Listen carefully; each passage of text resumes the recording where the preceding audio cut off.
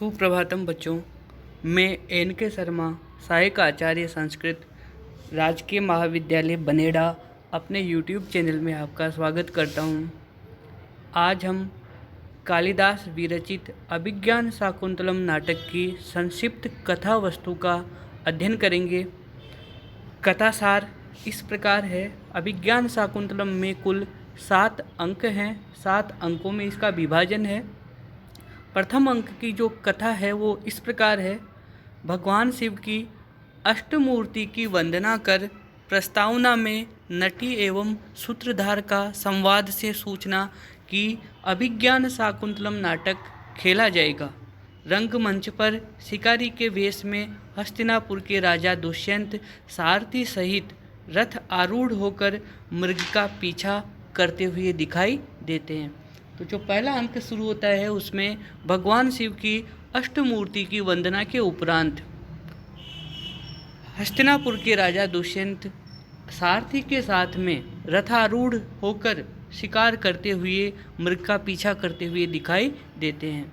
तभी कण्व शिष्य, महर्षि कण्व का शिष्य वेखानस आकर राजा को रोकता है और बोलता है कि हे राजन, यह आश्रम का अवध्य मृग है।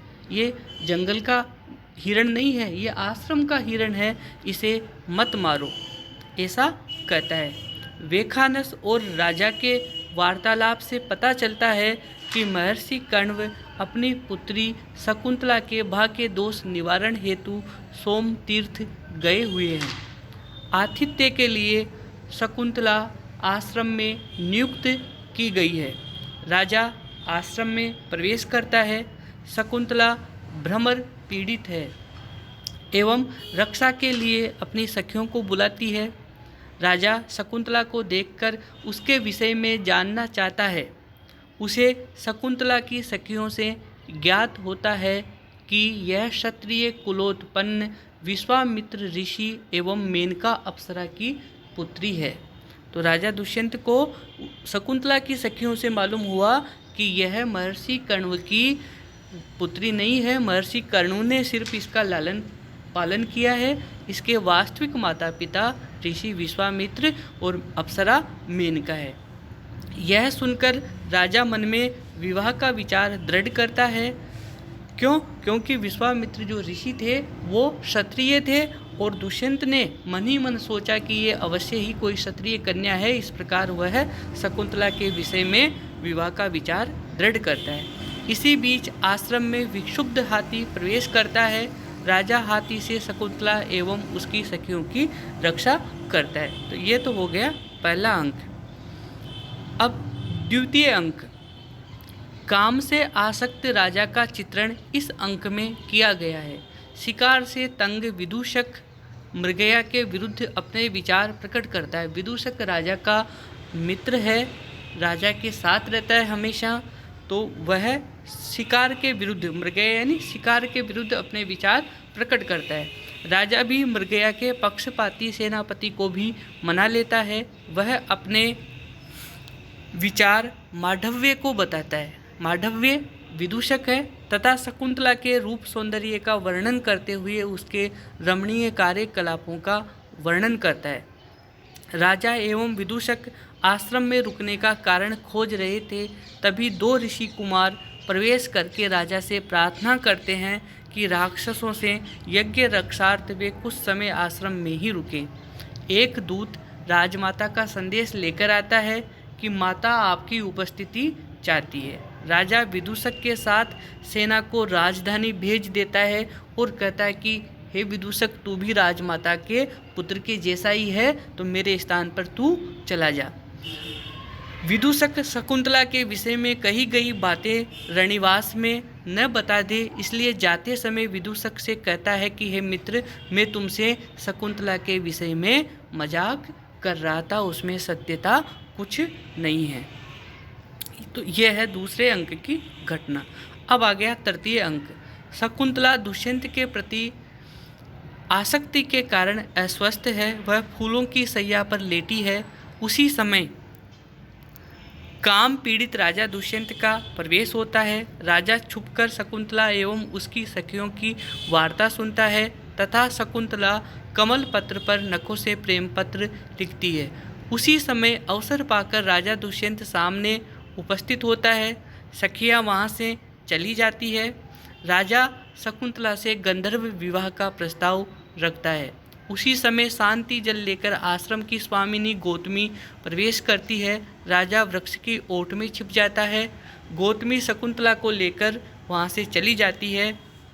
इधर यज्ञ में विघ्न डालने वाले राक्षसों को दूर करने के लिए राजा प्रस्थान करता है। तो ये है तीसरे अंक की घटना। अब आ गया चतुर्थ अंक। अभिज्ञान शाकुंतलम में जो ये चौथा अंक है, ये चौथा अंक अभिज्ञान शाकुंतलम का सबसे प्रसिद्ध अंक है। नाटकों में भी अभिज्ञान शाकुंतलम सबसे सुंदर है और अभिज्ञान शाकुंतलम का भी चौथा जो अंक है वो सबसे सुंदर है। विष्कंभक से पता चलता है कि दुष्यंत और शकुंतला का गांधर्व विवाह हो गया है।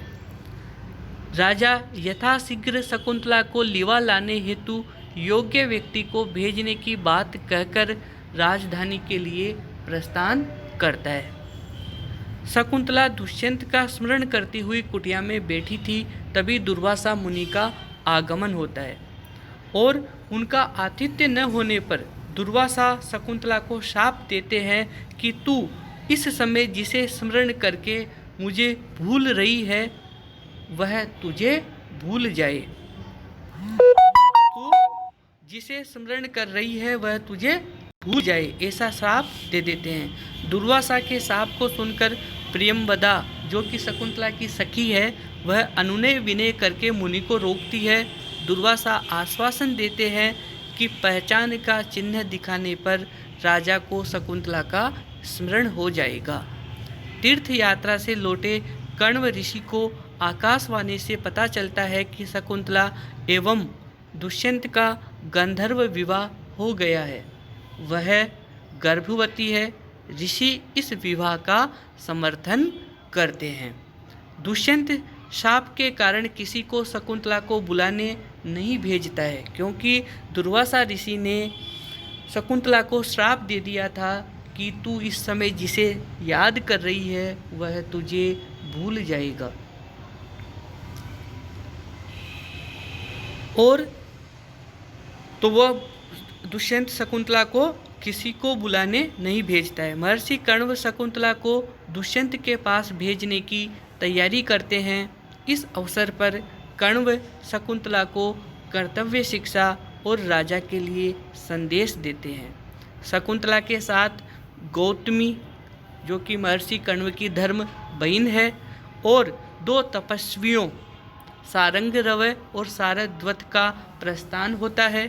शकुंतला को पति के पास भेजकर महर्षि कण्व को हार्दिक शांति प्राप्त होती है। ये हो गया चौथा अंक। अब पांचवा अंक जो है उसमें सारंगरव, सारद्वत एवं गौतमी, ये सारंगरव और सारद्वत महर्षि कण्व के शिष्य हैं और गौतमी महर्षि कण्व की धर्म बहन है। शकुंतला को लेकर राजद्वार पर हस्तिनापुर पहुंचते हैं। राजा के आदेश अनुसार महल में प्रवेश करते हैं। राजा दुर्वासा के शाप के कारण विवाह की सारी बातें भूल जाता है। अभिनंदन के बाद सारंगरव निवेदन करता है कि आपके एवं शकुंतला के विवाह का महर्षि कण्व समर्थन करते हैं। शकुंतला को राजा के सम्मुख उपस्थित करते हैं। राजा शकुंतला को पहचानने से मना करता है। क्यों मना करता है? क्योंकि दुर्वासा ऋषि ने शकुंतला को शाप दिया था कि तू इस समय जिसको याद करके मुझे अपमानित कर रही है, मेरा आतिथ्य नहीं कर रही है, वह तुझे समय आने पर भूल जाएगा। और उसी शाप के कारण राजा शकुंतला को पहचानने से मना करता है। शकुंतला अंगूठी दिखाने का प्रयास करती है। ये अंगूठी दुष्यंत ने ही शकुंतला को दी थी और वो दिखाने का शकुंतला प्रयास करती है, किंतु वह प्रयास निरर्थक होता है। राजा एवं सारंगरव में आवेशपूर्ण वार्ता होती है। शकुंतला को वहीं छोड़कर आश्रमवासी गौतमी, सारंगरव और सारस्वत चले जाते हैं। उसी समय मेनका अप्सरा, जो कि शकुंतला की माता है, वह शकुंतला को उठाकर ले जाती है। राजा खिन्न हृदय और चिंतामग्न हो जाता है। तो यह है 5वें अंक की घटना। अब शुरू होता है छठा अंक। छठे अंक में देखो, शकुंतला की शची तीर्थ में गिरी अंगूठी धीवर को मिलती है। जब शकुंतला महर्षि कण्व के आश्रम से हस्तिनापुर आ रही थी, तभी रास्ते में वह शची तीर्थ में जब जल पी रही थी तो उसके हाथ की जो उसके अंगूठी जो है अंगुली में से निकलकर पानी में गिर जाती है और एक मछली के पेट में चली जाती है। उस मछली को एक मछुआरा धीवर जो है वो पकड़कर घर लाता है और उसको उस मछली के पेट से वह अंगूठी प्राप्त होती है। वह धीवर उस अंगूठी को बेचने के लिए बाजार जाता है, जहाँ सिपाही उसे चोर समझकर पकड़ के राजा के पास ले जाते हैं। राजा को अंगूठी देखकर विवाह की घटना याद आ जाती है।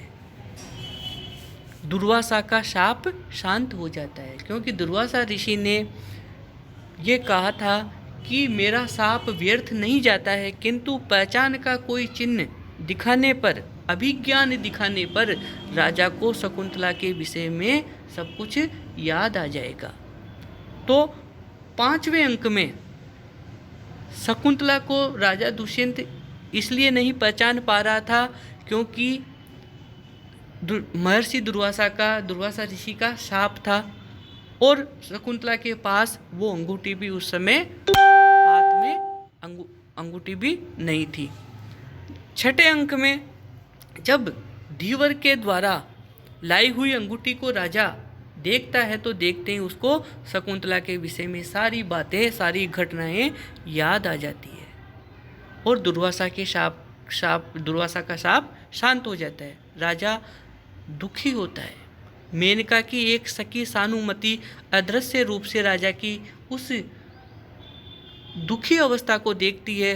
राजा विदूषक से शकुंतला का अपूर्ण चित्र पूर्ण करने को कहता है।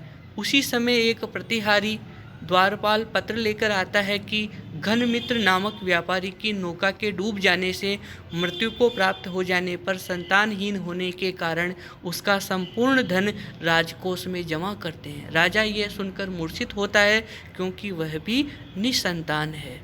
उसका भी राज्य दूसरे के हाथ में चला जाएगा। इसी समय इंद्र का सारथी मातली प्रवेश करता है और राजा से देवासुर संग्राम में इंद्र की सहायता हेतु चलने के लिए निवेदन करता है।